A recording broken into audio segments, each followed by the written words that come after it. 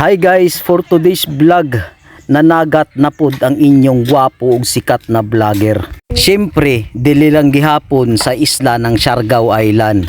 Dili basta-basta ang isda na amo gipangkuha guys. Kay mauni ang isa sa pinakadelikado, pinakalala ug pinakalisod kuhaon nga isda. Mauni ang gitawag nga hitong dagat. Samtang nang dakop kami ng isda mga guys, ako ipakita sa inyo kung unsa kami kadili basta-basta nga mandakupay og isda.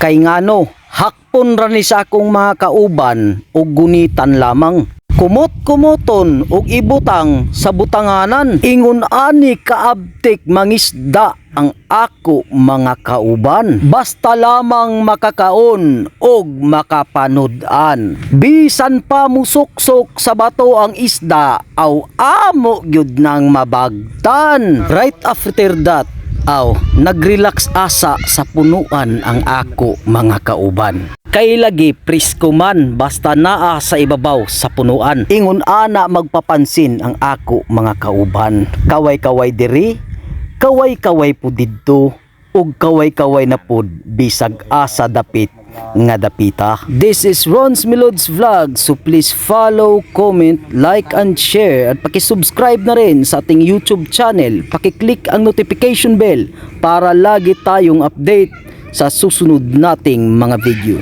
God bless everyone.